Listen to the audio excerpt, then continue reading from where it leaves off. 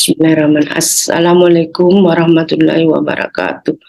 Hari ini kita pelajari apa itu konstitusi dan tata perundang-undangan di Indonesia.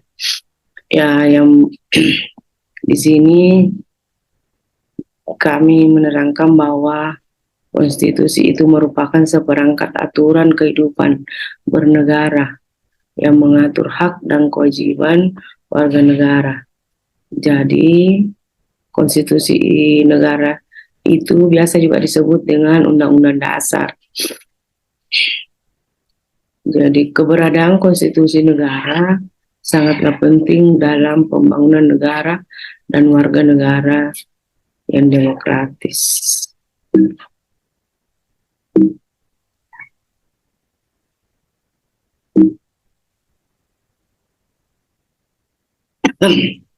Ya begitu.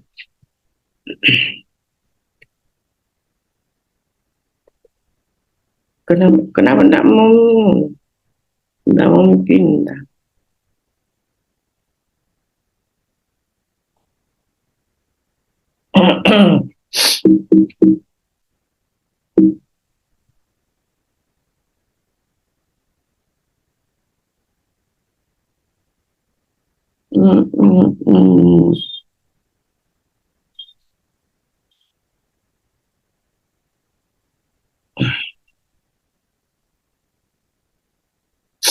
Di sini kami sambung lagi dengan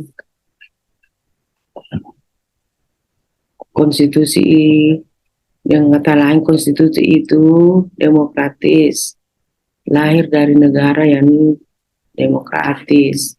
Namun demikian tidak dijamin bahwa konstitusi yang demokratis itu melahirkan sebuah negara yang demokratis.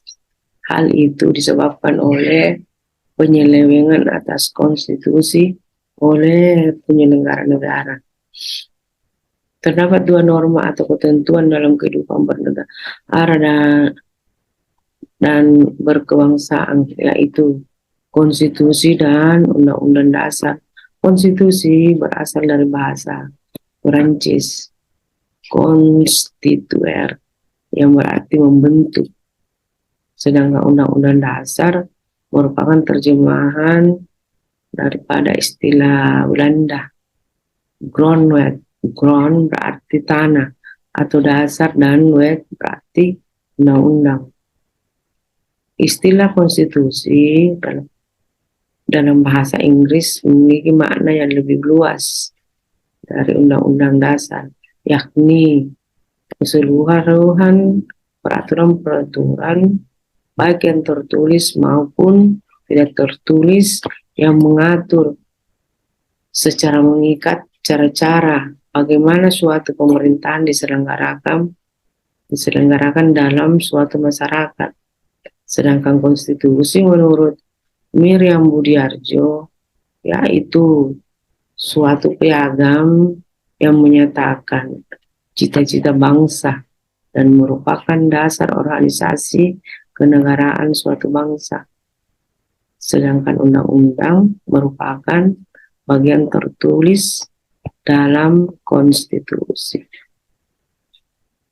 Bagaimana?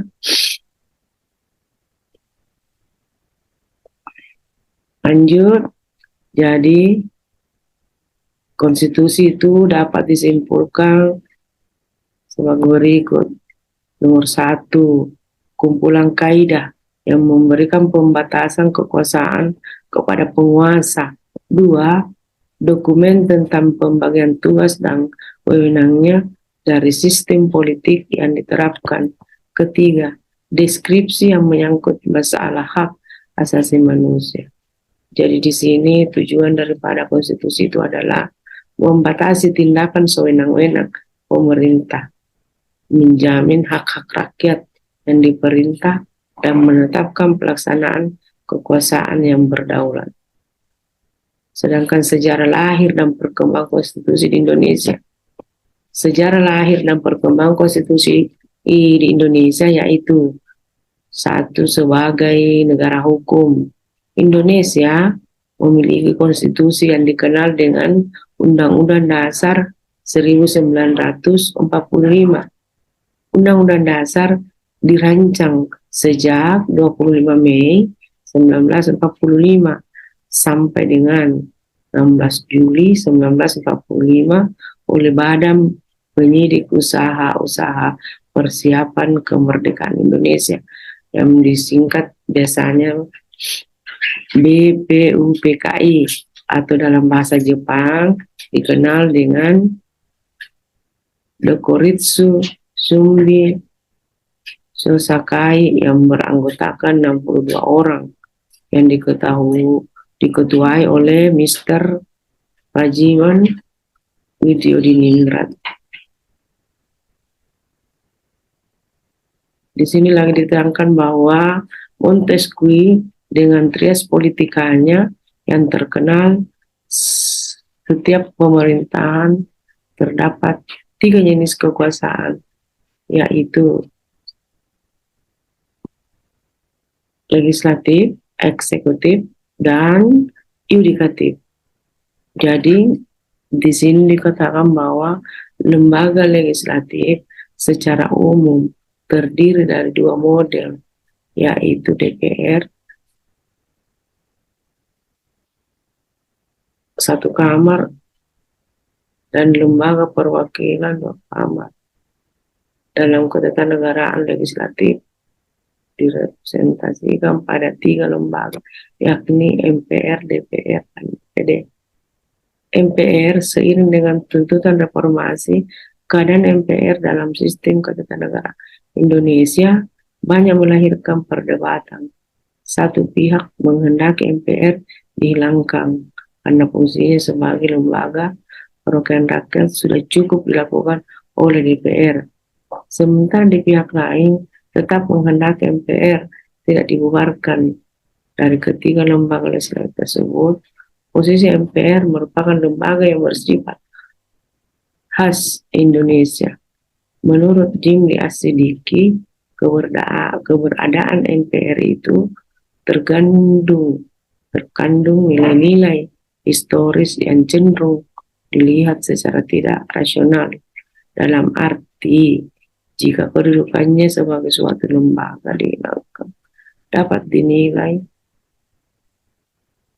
menghilangkan satu pilar penting dalam sistem ketatanegaraan kita yang justru dianggap perlu dilestarikan.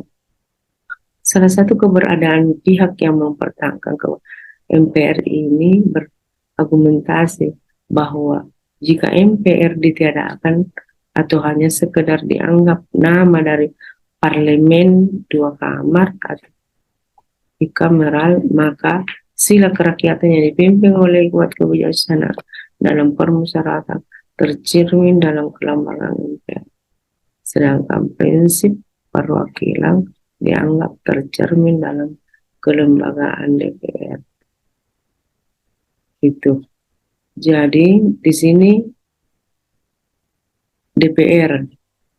Sedangkan DPR itu adalah lembaga negara dalam sistem ketatanegaraan Republik Indonesia yang merupakan lembaga perwakilan rakyat, memegang kekuasaan, membentuk undang-undang, dan berfungsi legalisasi anggaran dan pengawasan. Sedangkan DPD itu merupakan lembaga baru dalam sistem ketatanegaraan Indonesia berdasarkan perubahan ketiga Undang-Undang 19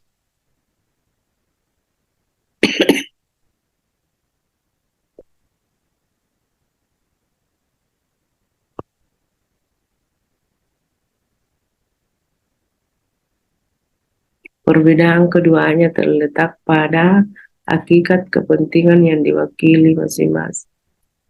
DPR dimaksudkan untuk mewakili daerah-daerah, sedangkan DPD adalah lembaga negara dalam sistem ketatanegaraan Republik Indonesia yang merupakan wakil-wakil daerah, provinsi, dan dipilih melalui pemilihan umum yang memiliki fungsi. Sudah Untuk sementara kita akhiri dulu. Minggu depan kami sambung lagi.